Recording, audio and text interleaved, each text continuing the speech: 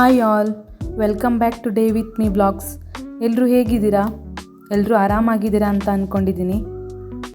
ಈ ವಿಡಿಯೋದಲ್ಲಿ ನಾನು ಹಲಸಿನಕಾಯಿ ಕಬಾಬ್ನ ಹೇಗೆ ಮಾಡೋದು ಅಂತ ತಿಳಿಸ್ಕೊಡ್ತೀನಿ. ಅದಕ್ಕೂ ಮೊದಲು ಯಾರಾದರೂ ನಮ್ಮ ಚಾನಲ್ನ ಹೊಸದಾಗಿ ನೋಡ್ತಾ ಇದ್ದರೆ ಪ್ಲೀಸ್ ಸಬ್ಸ್ಕ್ರೈಬ್ ಮಾಡಿ ಹಾಗೂ ಬೆಲ್ ಬಟನ್ನ ಕ್ಲಿಕ್ ಮಾಡಿ. ನಾನು ಹಾಕೋ ಎಲ್ಲ ವಿಡಿಯೋಸು ನೋಟಿಫಿಕೇಷನ್ ಮುಖಾಂತರ ನಿಮಗೆ ಬರುತ್ತೆ. ಬನ್ನಿ ಈಗ ಹಲಸಿನಕಾಯಿ ಕಬಾಬ್ನ ಹೇಗೆ ಮಾಡೋದು ಅಂತ ನೋಡೋಣ. ಮೊದಲು ಹಲಸಿನಕಾಯಿನ ಈ ರೀತಿಯಾಗಿ ಕಟಿಂಗ್ ಮಾಡಿ ನೀರಲ್ಲಿ ನೀಟಾಗಿ ವಾಶ್ ಮಾಡಿ ಇಟ್ಕೊಳ್ಬೇಕು.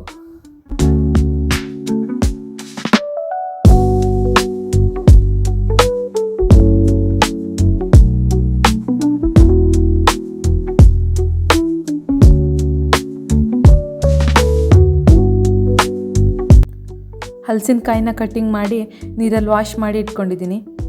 ಇದನ್ನ 10 ನಿಮಿಷ ನೀರು ಹಾಕಿ ಬೇಯಿಸೋಣ. ಹಲಸಿನಕಾಯಿ ಬೆಂದಾಗಿದೆ, ಆ ನೀರನ್ನ ಸೋಸ್ಕೊಳ್ಬೇಕು. ನೀರು ಸೋಸ್ಕೊಂಡಾದ್ಮೇಲೆ ಅದಕ್ಕೆ ಕಾರ್ನ್ಫ್ಲೋರ್ನ ಹಾಕ್ತಾಯಿದ್ದೀನಿ.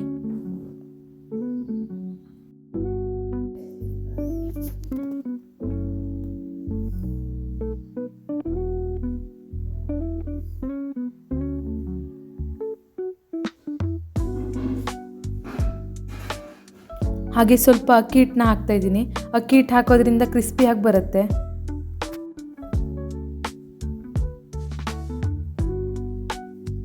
ಒಂದು ಸ್ಪೂನ್ ಖಾರದ ಪುಡಿನ ಸೇರಿಸ್ಕೊಳ್ತಾ ಇದ್ದೀನಿ. ಖಾರ ಜಾಸ್ತಿ ಬೇಕಂದರೆ ಇನ್ನೂ ಸ್ವಲ್ಪ ಜಾಸ್ತಿ ಹಾಕ್ಬೋದು. 1 ಮೊಟ್ಟೆ,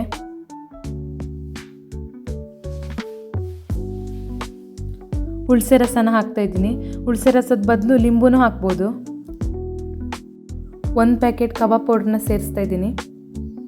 ಹಾಗೆ ಇದಕ್ಕೆ ಉಪ್ಪನ್ನು ಕೂಡ ಸೇರಿಸ್ಕೊಂಡಿದ್ದೀನಿ.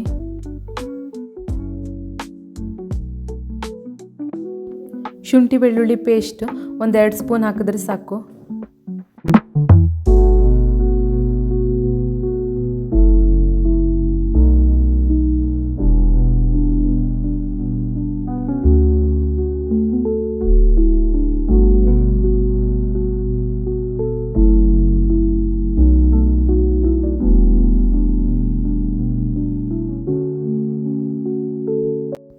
ಇವಾಗ ಇದನ್ನ ನೀಟಾಗಿ ಮಿಕ್ಸ್ ಮಾಡ್ಕೊಳ್ತೀನಿ.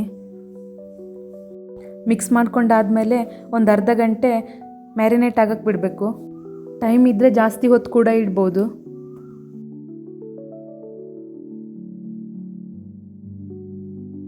ಎಣ್ಣೆನ ಬಿಸಿಗೆ ಇಟ್ಕೊಂಡಿದ್ದೀನಿ. ಇವಾಗ ಎಣ್ಣೆನೂ ಬಿಸಿಯಾಗಿದೆ. ಕಲಸಿಟ್ಕೊಂಡಿರೋ ಕಬಾಬ್ನ ಒಂದೊಂದಾಗಿ ಇದರಲ್ಲಿ ಹಾಕಿ ಕರಿತಾ ಇದ್ದೀನಿ.